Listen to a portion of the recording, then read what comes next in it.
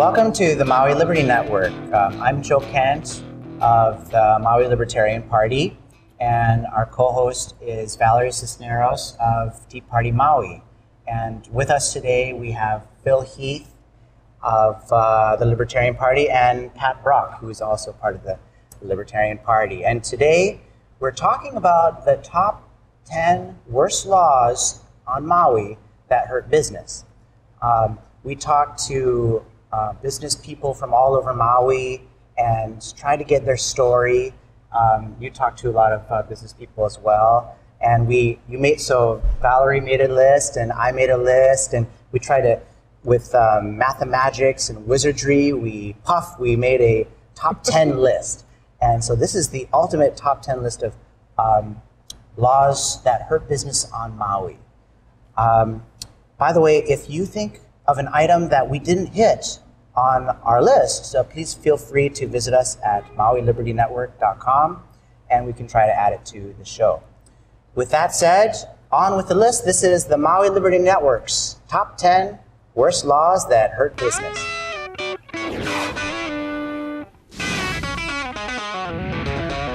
Number 10 is licensing and permitting laws. When you think about all the different people on Maui that have to get licenses in order to do anything, the list goes on and on. We're going to put the list on your screen right now. Childcare workers, teachers, massage therapists, bicycle tours, private detectives, activity desks, hearing aid fitters, restaurants, timeshare salespeople, travel agencies, and the list goes on and on and on. Some of these licenses take years and years to obtain. But the argument is that if people aren't licensed, then there's going to be bad actors. There's going to be people who give a bad massage. There's going to be a restaurant that doesn't do business right just because they don't have a license. Don't we need licenses?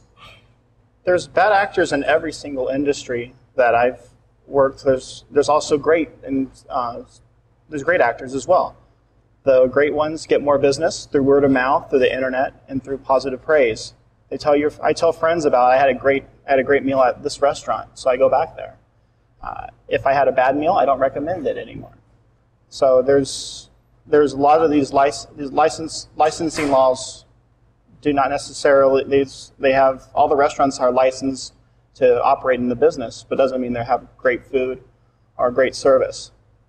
So you're saying that if I wanted to go to a massage therapist who was unlicensed and they gave me a bad massage, then obviously I wouldn't go there again. You wouldn't go there again. If they gave you a bad massage, you probably would say, I would recommend that you avoid that massage therapist.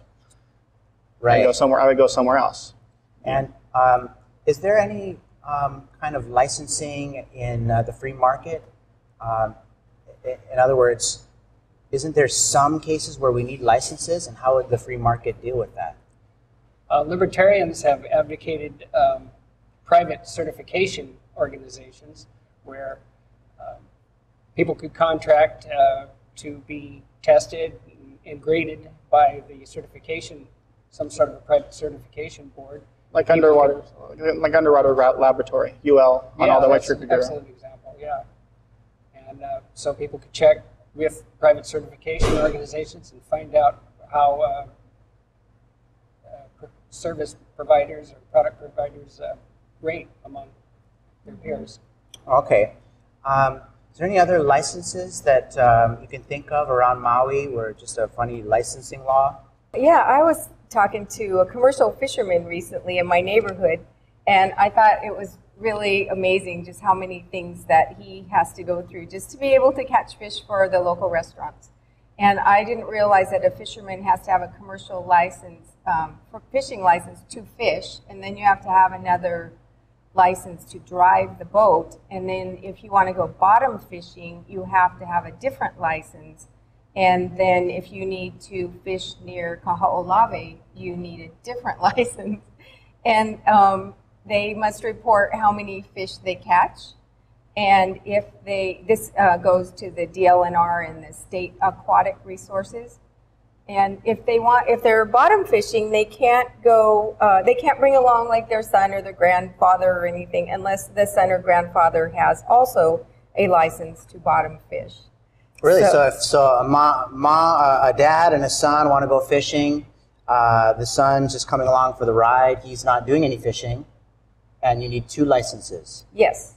To go. Oh, wow. Of course, if no one sees you fishing, that's no problem. But if someone does, they can be penalized and fined, and licenses can be revoked, and then he can lose his license and not be able to make a living.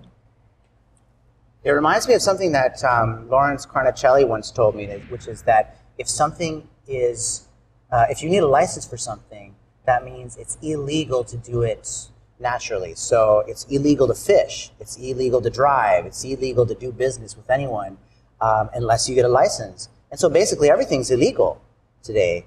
And we've got all these licenses to sort of make us feel like we're living free, when really we're not as free as we think. So, also with licensing, we have the strictest requirements for licensing than anywhere else in the 50 states. So the restrictions that the state puts on it are higher than every other state in the union. I didn't know that. There's another aspect to licensing that I've noticed in Hawaii, particularly building contractors. It's not enough to pay the fee and prove that you know your job. You also have to spend an internship or an apprenticeship with somebody who's already in the business, and you have to get a signature from them, a validation from them to get the license to compete with them. So it's kind of a conflict of interest there. Even if you've been in that same industry, licensed contractor in another state, there's no reciprocity between states. Well, that brings us to our number 9 item on the list. And here is, okay, so now number 9.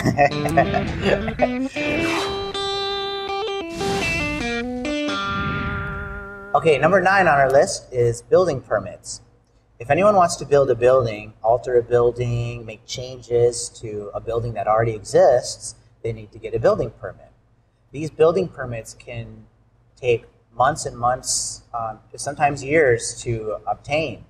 I knew, actually yesterday I just talked to a contractor who was just trying to renovate a house.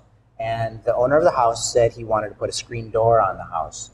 Well, in order to put that one screen door up, it took 6 months to wait for this building permit. And the building permit sat in the building department's office for a long time. He called, sometimes they'd be on vacation.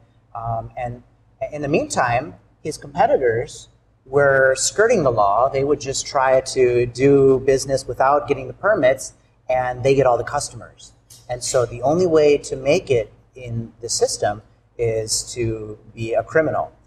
Now, the guy I talked to, he said he had it, he'd done this for 27 years, and he was at his last straw, and I have a feeling there's a lot of people like that. The argument about building permits is that, well, then someone's going to build a building that's bad. What sort of arguments do you have against that? I sort of wonder myself, when I first moved here almost 20 years ago, I guess there weren't quite so many of these permits and necessary. You saw the houses didn't match. You drive through any neighborhood and everyone has a house that looks however they want their house to look. And I just don't see a big problem with that. I mean, now where I come from, and so many places on the mainland, all the houses look exactly the same. I often wonder how people find their houses at night, especially if they've had a few cocktails or something. Yeah. But yeah, I don't really quite understand. I'm sure it's for our own good and our own safety, because that's usually the way. That's always the rationale, since we're mostly treated like kindergartners, and the government needs to protect us at all turns. But when it comes to building permits, actually they're very closely related to zoning laws as well, because it depends on where you're zoned, what building permits you need to follow. Right. If you buy land that's on the ocean side of the road, watch out, because that land is called SMA land, or shoreline management area land. that land has about 10 times more restrictions and regulations that you have to follow when it comes to building permits. So this screen door thing would only happen on an SMA land property. All this stuff does is raise the price of buildings and raise the price of your land. And your rent, your housing. Contributes to homelessness. Yeah. Oh, I never thought about that. The Cato Institute that did a study that they estimated that at least nationwide, about 40% of housing costs go to meeting regulations and covering permit fees and things like that. I know an individual who he thought he was following the law. He read all the building permits, he read all the licensing, he thought he was following the law to the letter. And then he realized that he was on SMA land, which was closer to the ocean, and he was subject to a whole host of different laws.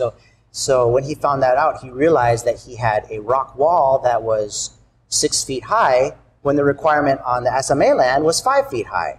And so he said, well, I'll just take some of the rocks off. But no, he was fined about $60,000 just for that rock wall. It was this kind of thing happens all the time. Sign laws. A sign has to be smaller on SMA land.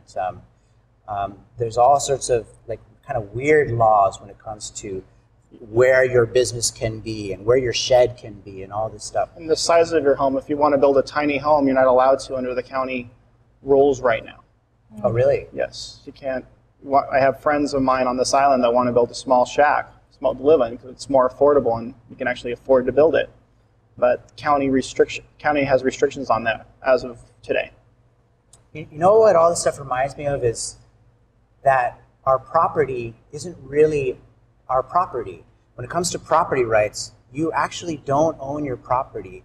It's the government that owns it, and you're borrowing it from them. So if you own something on your land, you should be able to do what you want on that land. As long as you're not polluting someone else's land or polluting someone else's air, you should be able to do what you want on your own property. And that obviously is the libertarian philosophy standpoint of that. So. I agree. There was one business owner I spoke with, they're building a new building, and they had to stop construction. They were almost done, and then they had to stop because they didn't have a water fountain built in this building. And so they had to send their plans back to the architect and get it redone so they could go back and put in water fountains, because we all need water fountains, right? Yeah, I kind of wonder, there's a lot of run-down buildings on Maui. You kind of think, well, why are they run down? Why don't they just update it? And then you realize that, oh, yeah, it's because it takes forever to do that. So it's easier to just ignore it. Mm-hmm. Oh, okay. And that brings us to number 8. 1 second. Oh, okay.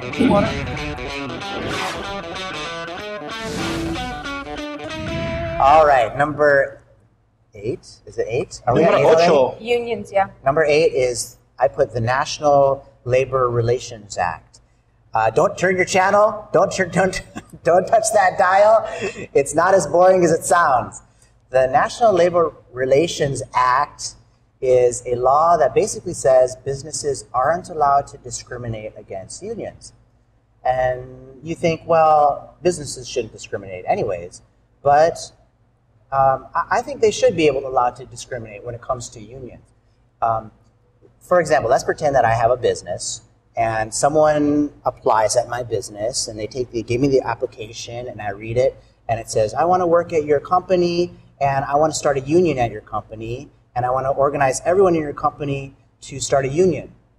And obviously as a business owner, I think, well, that's going to hurt my business. So I'm just going to throw their application in the trash. Well, what this law says is if you ignore that application, it's actually against the law. And there's been many cases where these people have sued the business for not hiring them. It's illegal to fire someone just because they're part of a union. And what this law does is it gives unions power. And I think if the law was abolished, then businesses would have the freedom to hire and fire who they want, whether they're in a union or not. and then the free market would take over. So I think that unions are one of the biggest hurtful things to business, and this is the one law that keeps them all in place. Now, aren't you forced to be in a union, Joe? I'm forced to be in a union. In Hawaii, I'm part of the teachers union, and I sit in the meetings and I pay the fees, and I never elected to be in this union, but I'm still part of it. So, yeah. It certainly seems like companies ought to have the choice. They could sign a contract with the union and have a ready-made workforce, probably trained, well-trained, and ready to go, or choose to hire everyone individually and train them themselves. It would seem that either way would be a possible way for a company to go. Do you think that if this law were abolished, that there would be no more unions? I wouldn't think so. Like the United Auto Workers. I mean, once again, if you open an auto factory and you want to start making cars, if you go to the United Auto Workers, they ought to be able to supply you with a workforce that's already been tested and trained and get started right away. Okay, so there'd be kind of free market unions, and if the union wanted to all do a walkout, they could, and the business could negotiate with them or not, or before this law was passed, unions had the ability and the right to go on strike immediately and not have to give 30 days notice. That's interesting.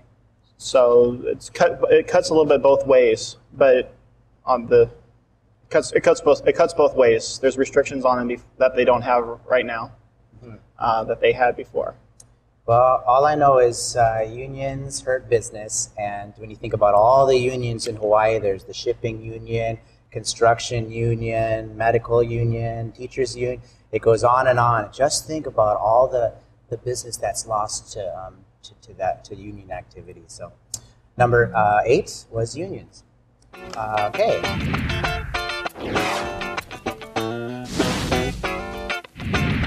Number 7, if you're just tuning in, this is the Maui Liberty Network. We're talking about the top 10 worst laws that hurt business in Hawaii, and now we're on to number 7.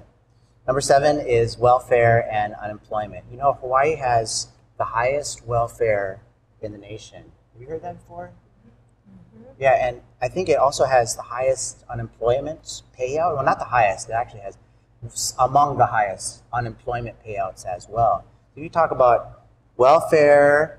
If you're a single mother of 2, you can make almost $50,000 a year in Hawaii. That's more than I make. That's more than probably a lot of us make. And when it costs, when you get more money when you don't work, then obviously it's going to stop people from trying to find a job. They don't have an incentive. Why would they? Why, there's a lot of people who don't mind having somebody else to pay for all their expenses, and if they get enough to pay their rent, it kills the person's incentive. They become dependent on somebody else to take care of them, which is very, very dangerous. Well, obviously the argument to it, though, is that, well, who's going to help the poor? So who's going to help the poor? You're not helping the poor by having them being dependent on welfare for the rest of their lives. How is that helping the poor? That's a good point. And I think that the best, if you're talking about what is the best system to help the poor, is free market capitalism and job creation. And if people aren't looking for jobs, then they're not creating jobs. So, anyways, that's my number 7, welfare.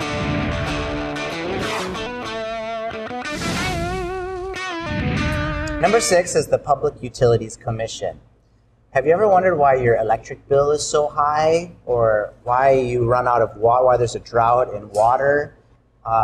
Things like this have to do with the Public Utilities Commission. Basically, it's public utilities. So the phone lines, the water lines, the sewage lines, the transportation, avenues, electric lines, all these things, anything that has to do with lines, I guess, is you've got the Public Utilities Commission, infrastructure. So why does this hurt business? Well, if you've ever looked at your electricity bill, you know why. It costs a lot of money to run any kind of energy on Maui. If you've got a business based on energy, look out. The same thing with water and even telecommunications. And it used to be that the Public Utilities Commission regulated the phone lines so that there was a monopoly in the phone lines. Is that correct? That's correct. And now that's changed. It has changed. But there's an interesting thing that the federal government now forces the phone companies, like Hawaiian Tel is forced to sell to allow other companies, their direct competition, to use their facilities and sell it at a cheaper rate. So there's a few other companies that use their facilities. They set up in Hawaiian Tel's central office, and they set up their equipment, and the government mandates that those companies can sell their product cheaper than Hawaiian Tel or whoever the main company is. And I think that's just not... I mean, on the one hand, it's kind of like the government sees that there's value in a free market system, so then it does a top-down version of value and says, you businesses have to act like free market. Mm-hmm. And even if the free market would never do that, right? You have to pretend like you're free market actors, and so you have to allow them to go in your building and they can use your things and so on. But in the free market, it happens naturally. They had a monopoly to begin with, so they're I guess overcompensating for that fact. I don't know if it's better or not, but I think it's it's not the right way to do it. But I understand why they did it that way. But there are better ways to do it than that. I mean, the argument is that, well, who would run the buses? Who would run the transportation? Who would run the electricity? Speaking of buses, when I was in Mexico, buses run every single minute in Cancun. I didn't have to wait more than a minute to catch a bus. It costs about $1 to catch the bus. It'd take me into town. Here, if I miss the bus, and you got to wait another hour for that bus to come back. So I like there was about 50 companies that were operating bus. Each bus driver had their own bus company. Free market buses. Yes. And here they're subsidized, right? They are subsidized. Yeah. Yes. The buses here. The bus system. Oh, right, yeah. I mean, subsidized. the public bus system is millions of dollars in the hole every year, and they subsidize it.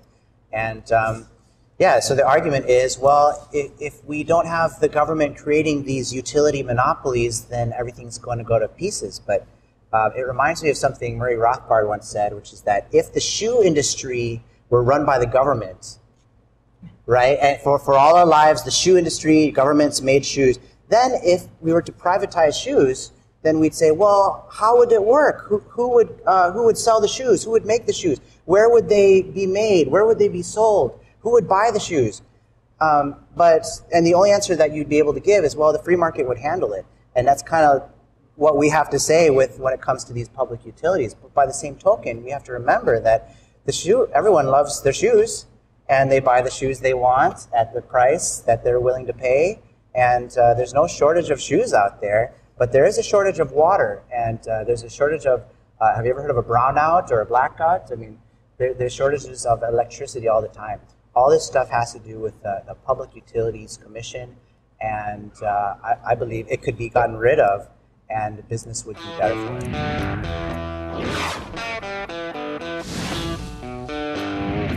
Number 5 that I'd like to talk about is the Liquor Commission.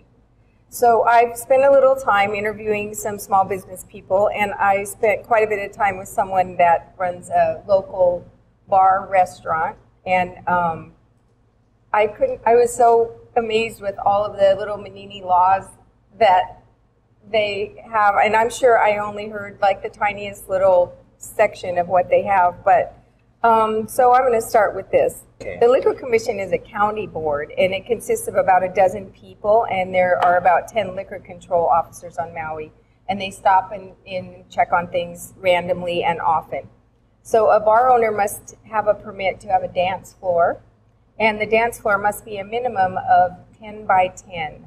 There is no alcohol allowed on the dance floor, and no one is allowed to dance outside of the confines of the dance floor. And no drinks are allowed in the bathroom because someone underage might actually drink in the bathroom. You can't allow glass in the bathroom because someone might break a glass in the bathroom. Again, it's the kindergarten mentality. They have requirements that the bartenders have to use approved jiggers with certain sizes. So there's no just pouring directly out of a bottle, or you see in in some movies where there's all these theatrics of.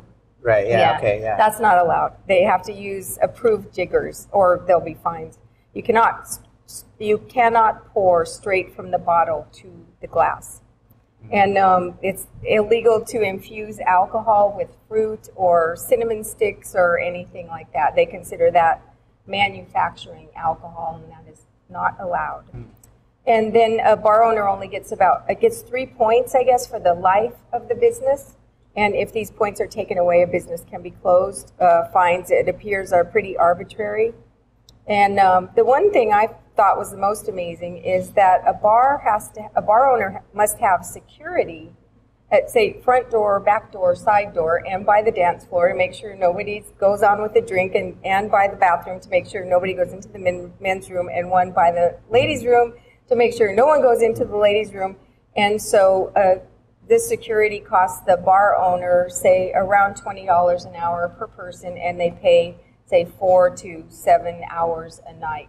So anytime that there's live music or any music, even recorded music, they need to make sure that someone is watching so they can comply with all of these rules so that they don't get their licenses revoked. And the band members are not allowed to have any drinks on the bar either. And when the kitchen is open, all of these laws completely change. So I think on a slow night, well, what I was told is the bar owner will choose, if the night is slow, just to close early, because otherwise he has to pay all of the security. So he'll just close, losing any chance of making any money at all. Because so if they just cannot make a profit that way. It's they just don't want to incur the cost of all the security. So wow, can someone remind me? Are we still in prohibition? I can't remember. After that list, you can't get drunk in the bar on Maui. You cannot be drunk, or the bar owner will be sued. And it makes me wonder if the cost of going to a bar is higher on Maui. I mean, I don't go to many bars. Phil, aren't you the resident expert? No, I'm just kidding. I don't drink either, but I know it is very expensive to buy a glass of wine or beer. I mean, if you're paying for the security at the bathrooms, at each bathroom, and the exits and all that, obviously it's cheap. It's cheaper at home in every state. Yeah, right. That's a good point. Right, but it does all of that cost rolls down to the customers in every way. It's bad for business. Well, if you think about the main engine of our economy in Hawaii is tourism, and obviously liquor plays a part in that. I mean, the tourists want to go here to escape. You also can't bring liquor on the beach too. I mean, it's not enforced, thank goodness, but it's or selectively enforced. Right. But that's relatively recent. Is that recent? Changed that, And I would like to clarify that it's not required, all of this security, but if one of these officers comes in and sees any of these laws being not violated, then they're in trouble. So really, they don't have to have all those, but it behooves them to hire all of these people to keep an eye on things so they don't lose their license and therefore lose their business. I wonder if there's some restaurants that have kind of said, well, the only way we can make it is to not sell liquor anymore. Or I'm sure that's what's happened. Right. Denny's used to sell liquor when they first opened up, and they closed their bar. Yeah. So, getting a liquor license is huge. I hear it's huge to get a liquor license. I don't drink anymore, but I wanted to buy alcohol after 10:50 at night. And you can't buy alcohol in a supermarket after 10:50 at night. 10:50. 10:50. Even though I was sober, hadn't had anything to drink, I wanted to get. I had to go out at 6 o'clock in the morning to get the beer before I went on the boat. I wasn't going to drink any of the alcohol. I hadn't had one sip of alcohol, and I could not buy beer. But you could have if you would have got there before 10:50. Right, but I was... That's arbitrary. It's arbitrary. I'm sober. I'm not drunk. I can't buy alcohol when I want to buy alcohol, and it's a type of prohibition. At least they sell in the supermarkets here. There are some states that have blue laws. You can't buy beer on Sundays, and you can't buy beer on Sundays. And some states they have liquor stores right next to the supermarket, and it always perplexed my mind why they had restrictions like that. And it's because they can't sell beer. It has to be in a state-run store. And I think the law is 11 o'clock. It's just that the markets and liquor stores don't want to run afoul of the liquor board. If you're in line at 10:50, but somebody in front of you has a lot of items and it's 11:01, then they just cut it off at 10:50 just to play it safe, so they don't have that happen. So. Okay, well, unless you have something else to say, that is our number 4 pick is liquor laws. 5. Our number 5 pick is liquor laws. Okay.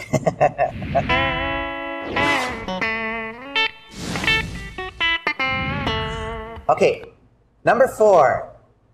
Now, if you're just tuning in, this is the Maui Liberty Network's top 10 list of laws that hurt business in Hawaii. And warning, warning, warning, we're talking about taxes here, so don't doze off. We're going to try to get through this real quick. I guess 3 big taxes that hurt business are GE tax, the TAT tax, and the income tax. And the GE tax is a small tax. It's only 4%, but it's on every single transaction there is. So if you buy something and then you sell it to someone, then you use it for something, and then the whole line, whenever you're exchanging it, you have to pay that 4%. So then it piles up and it snowballs into a really big into an avalanche. The GE tax is just actually our state is, I think, the only state to have a tax like that, a GE tax. If you can verify that you're selling it to somebody else, you can buy it for 0.5% rather than 4%. I'm lost. If you're a contractor, you're buying lumber and you're building a house and selling it to a potential homeowner, all right, you can pay 0.5% for the lumber or anything that you put into the house because you're going to resell it.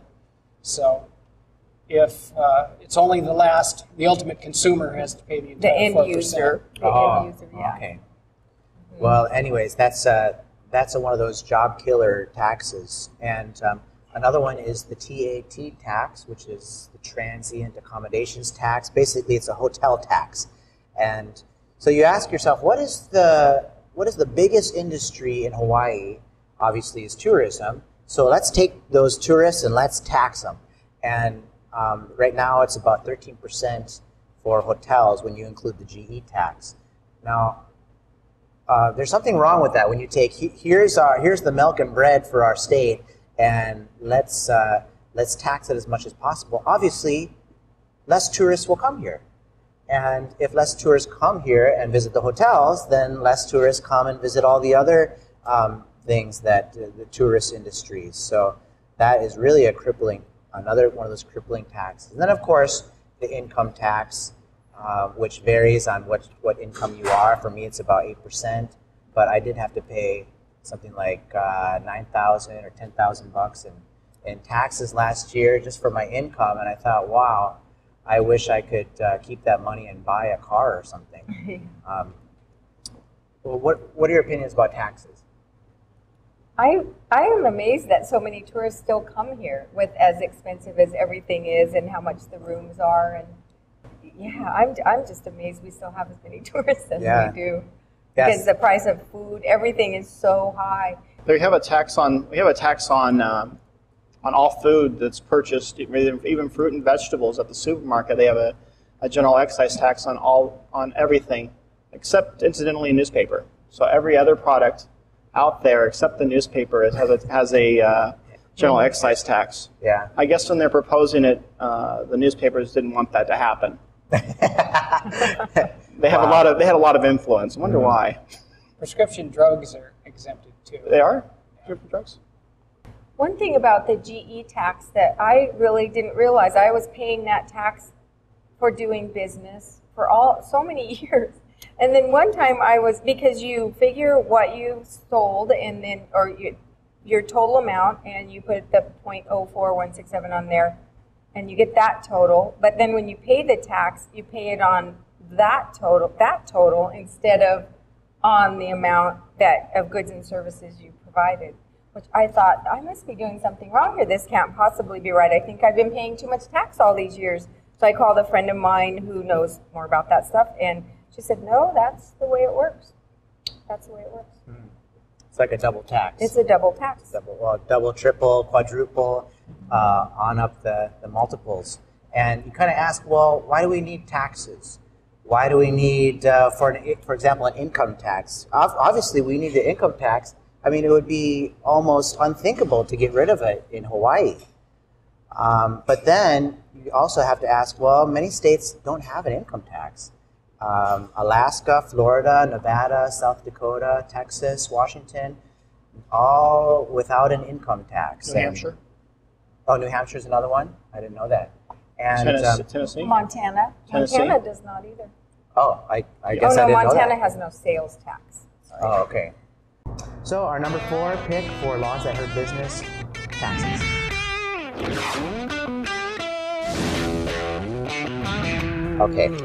Okay. Number 3 is the planning department. And basically, when I say planning department does come up with a lot of these kind of silly laws. But really, we're talking about any kind of silly law that's arbitrary in Hawaii about business. And the planning department has a lot of them. When it comes to a home business, the planning department creates the rules for that. So if you want to start a business in your house, they've made a rule that you and only one other person can be employed by that business. It can't be 3 people in the business, only 2. 40% of your house can be used for the business. So if you use the living room to do business work, you're not allowed to go into the garage to store something. And storing something is another thing. If you wanted to have some sort of like sewing machine or some sort of like leather making tool, and you put it in your garage, you're trying to run a leather making thing, that's not allowed. You can only have equipment that would already have been in your house, something like a refrigerator. Like things that people have in their houses. And these are all opinions, right? And, there's so many of these kind of silly, arbitrary regulations that somebody thought was a good idea, but I think everyone in the planning department, they work really hard, and all of them making trouble. Here's an example of parking lot laws. They've got, this is a document with all the parking lot regulations. It says, a bowling alley must have 5 parking spaces for each alley. A bed and breakfast must have 1 parking space for each bedroom. Well, of course, why would a bed and breakfast not have a parking spot for its customers? And but these people think that the only way that the economy works is from a top-down view. But I think a bottom-up view works. I think people would create their own prosperity and their own great ideas themselves. I spoke with a contractor, and he was telling me about the rules around, it's the landscape planting plan permit for parking lots. And this permit provides a means to encourage the choosing and the planting of trees. And I was told about the expense of planting trees. Every 5 spaces, you're supposed to have a tree in the big parking lots, in newer construction things. And you'll notice most parking lots that are newer you go to, there are a lot of trees. So I have a diagram for that too, and it actually shows 5 spaces a tree, 5 spaces. So that's a place a car can't park. So that's a customer that can't go in the store and spend money, and that, if you don't think that adds up pretty quickly economically, it does. Now, I know I've seen a lot of parking lots where they don't really take up a whole space. It'll be like a diamond or a square or a circle or something, so a car still can park there. It's just that the parking spaces are a little bit smaller. But the cost of putting in that extra concrete, digging those holes, the irrigation for it, and I hear there's about a 70-some page document about as to what kind of trees you have to have. And there's shrubs for in between the buildings. There has to be shrubs if you're up against another property. And I guess this list is so complicated of what kind of trees you have. I know a small business owner that just opened a very small restaurant and had the whole thing almost done. And then the planning department didn't approve of the kind of trees that they chose, even though the guy had spent, he said, like a month trying to read the 70 pages and figure out what was the correct kind of trees and shrubs. Well, then I guess the planning department was okay with it, but the planning department is not the only people that you have to talk to. You have to have further review, or a further review may be required by the arborist committee. And the arborist committee has much power of its own. They've got their own rules. They've got obviously. their own rules. I mean, when it comes to laws like this, you kind of think, well, it's just trees, it's just a parking lot. But really, it all adds up. All these little rules. I mean, this is just, this is just some of the rules, just a tiny fraction of the rules that they put out, and it all adds up, and it all hurts business. Pretty much every parking lot I've been in has lots of trees in it. Whether I travel outside of the state of Hawaii, they have trees in the parking lot because customers demand it. Customers want it. It adds value to the property, and people want to add value to the property that they own. They don't want it to increase in value. So they're right. The argument is that, well, if there was no planning department, then there would be no trees in parking lots. There's in Houston, Texas, I read a study that they have more trees than any big city in the United States, but they have no planning department or zoning laws. Right. And I believe the trees are great. I'm not saying I have anything against trees, but I do not think the government should be mandating trees in parking lots. I agree. And it's just such a further expense that, again, rolls down to the end user who's buying things in that store or eating at that restaurant or whatever. It all rolls down to us. Yeah. Okay, that was number 2, I believe. 3. That was number 3, the planning department.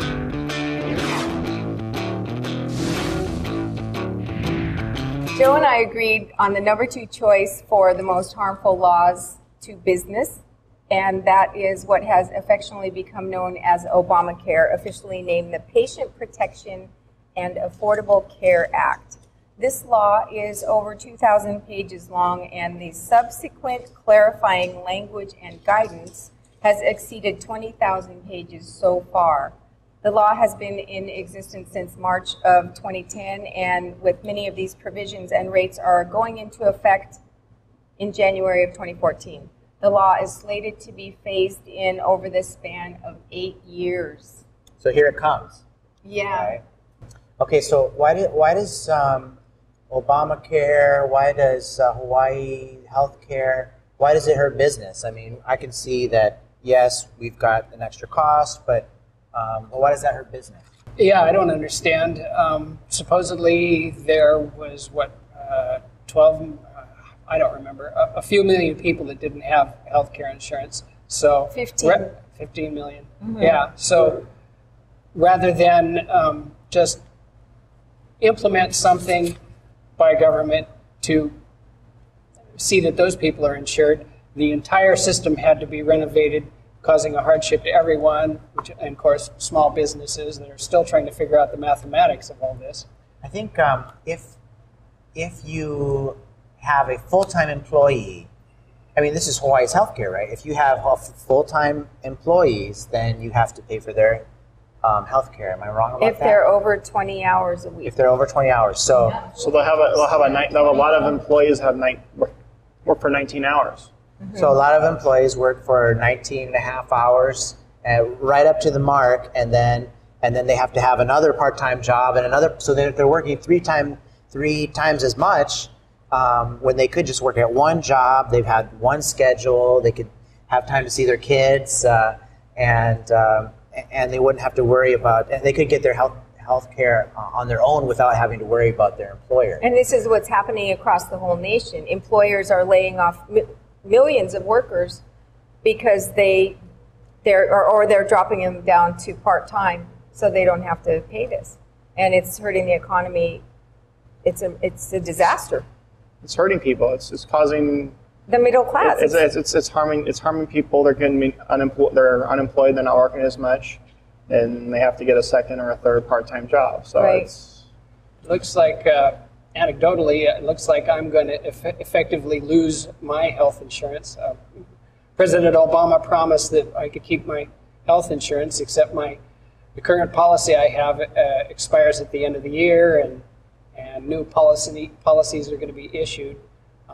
One that compares with mine, I'm paying a little over $400 without drug, without dental, which was okay by me. Apparently I will be compelled to have those services in the future. The policy was actually a little bit cheaper, except for the deductible. My old policy was $150. The deductible for this new cheaper policy is $6,350. So I will have to pay, and I don't understand how this dovetails with the you can't pay cash, because apparently I'm expected to pay all the way up to the $650 before the insurance will take effect. Well, I think it boils down to nobody knows what's going on, and even the people that do, the rules are changing. So, right. So even the people, like you went to a meeting where they explained this, but I have a feeling they probably just learned it the day before themselves. Well, they all said that the only constant in this bill is change, and it's just constantly changing. Yeah, I went to this 3-hour forum that the Chamber of Commerce put on, and the insurance companies came and they talked about it quite a bit. But yeah, it's definitely in flux. I guess he kept his campaign promise then. What was that? It's always in change. So I guess change. Oh, there you go. Right. Change you can believe in. I mean, I don't want to bash too much, because I always like to try to see what the other side of the coin is. And let me try to play devil's advocate. If healthcare were left up to the free market, then hospitals would just charge through the roof, and doctors would just charge through the roof, and insurance companies would, if anyone had a scraped knee, they'd get rid of them. And what's to say that the free market wouldn't do it worse? But LASIK surgery is one of the few things that's not covered by any insurance plan, and they're one of the few parts of the medical business that has decreased costs. Costs are going down every single year. It's privatized. Well, they have to pay by cash. People are paying by cash for LASIK surgery, for eye surgery. They don't have that with almost every other form of insurance. It's covering other things except LASIK surgery. I don't know of any policy that covers LASIK surgery. You're saying that right now we don't have a free market healthcare system as it is. As it is, except in that one niche area. Except for that niche area, and the niche area is improving. Well, the costs are going down, and there has been improvements in it. So costs go down. And that's how it is in the computer industry, in the cell phone industry. Costs are going down or stay the same. Computers are getting cheaper and cheaper. Or the costs of the computers stay the same, but they're twice as powerful as last year's model. So you're getting better products for the same price, and the costs are going down. I mean, I guess I have to say that when I look at the world and I look at all the miracles and the benefits that the free market provides us, you have to ask, why wouldn't this work in healthcare?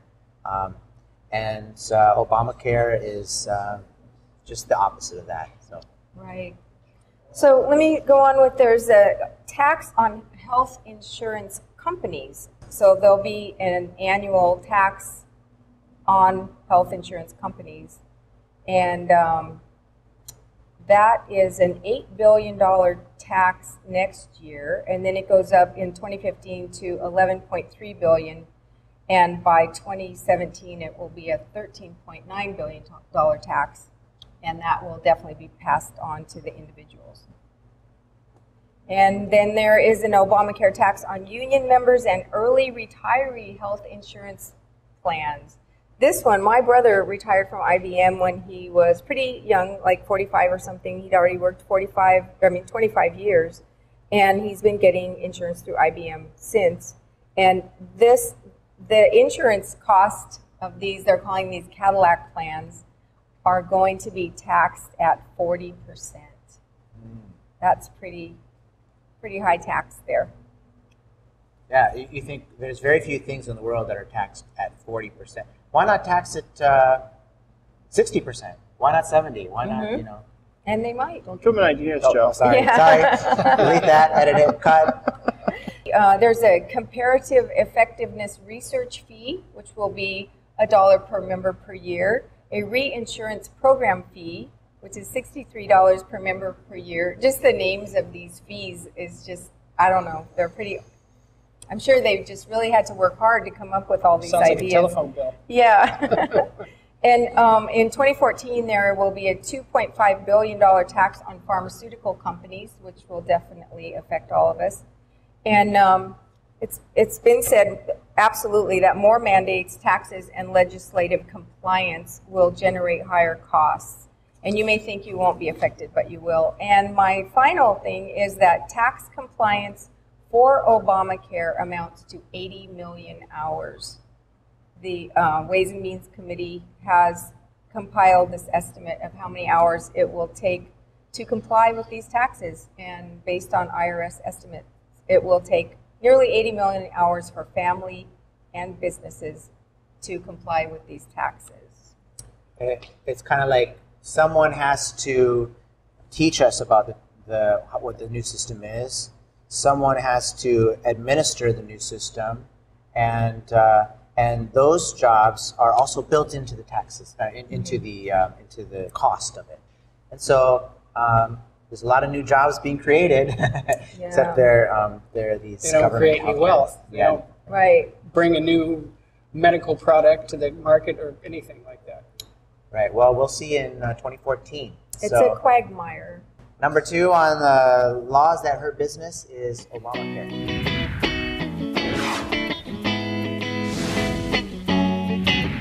Okay. Number 1, we can fire through this pretty quick. It is the Jones Act. The Jones Act is a shipping law that prohibits any foreign ships from traveling between American ports. So if a Hong Kong ship came to Hawaii, it could not then go on to the mainland. It would be illegal for that to happen. If a Hong Kong ship went to the mainland, it could not then stop off in Hawaii. So obviously, that's gonna, if a ship has to pick between Hawaii, or can I go to Hawaii, or should I go to the mainland, obviously they're gonna pick going to the mainland, and they skip Hawaii completely. And then whatever goods need to be shipped here overseas are double shipped here, and that raises the cost for everyone. I've read estimates that say that if the Jones Act were abolished, our shipping costs would decrease to the point where almost everything in Hawaii would be cheaper, and some things would be quite a bit cheaper. Some say as much as 30% cheaper. When you think about all the things that go into what does it take to make a business? What does it take to make a building, to make a chicken fence, to make all the things that it takes to run business? And you put a huge cost to that because of the Jones Act. That's why we put that as number 1 on our list, because it does affect every single area of our lives. Can you imagine a world, an island where everything was 30% cheaper, or a lot of things were? I mean, we might have things that are even cheaper than the mainland. If you think about it, things that, since we're so close to the international waters, we might have cheaper goods here. The cost of gas would be cheaper, the cost of everything. So it's hard to understate overstate how important this Jones Act issue really is. It really would be paradise here. Right. Because it's kind of a tough place to live at this time. I like to call the Jones Act the Matson Protection Act. And one of the arguments that happened before the incident in Honolulu last week was You're talking about the molasses. The Jones Act. There's 2 shipping companies that are allowed to ship into Hawaii. One of them is Matson, and they just spilled thousands of gallons of molasses into the Honolulu harbor. So they're killing the marine lives, and they're protected by the Jones Act from having foreign competition. So they're not doing a good job. Plus, they're protected by this law. They should have to at least face competition, which they don't currently have to do. So they can be a bad actor in the marketplace. They are a bad actor. They don't get punished. They are a bad actor. If you're spilling oil, if you're spilling molasses into the ocean, you are a bad actor. They should be punished. The market would punish it if there was more than two providers of shipping out of the state and shipping to the state. There would be more. Right. There's not enough competition to meet the demand. So you're talking about if there was 10 different shipping companies, I would choose the one that polluted the least. And, right. Yeah. We wouldn't spill stuff on the harbor. I mean, I don't want that. I don't want that. No one wants that. I don't think Matson wants that, but they repeatedly they've done it on more than one occasion, unfortunately. And not only that, I know that there was an oil spill recently, not recent, a couple years ago, and international ships were barred from helping out with the cleanup efforts. Yeah, and talking about in the Gulf of Mexico. There you go. Mexico. Yeah, and so an international ship, you think, well, why an international ship could just come to port, but then it couldn't help, and then go back to port, and then so they were barred from helping us at all. And President Obama did have an exemption when they had the hurricane in New York City to help out with the hurricane relief effort. So he has had a temporary relief effort for New York and New Jersey. That just happened right before the re-election campaign. So it goes to show that the people in charge know that it's a bad law and they get rid of it when they really need it.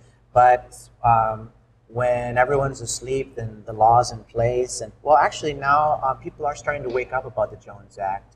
I know that right now it's a hot topic, and if you can, please do your research and get behind the movement to get rid of the Jones Act. That concludes our top 10 list of laws that hurt business on Maui. This is the Maui Liberty Network. I am Joe Kent. We're here with Valerie Sisneros. Thanks to Pat Brock and Philip Heath for joining us.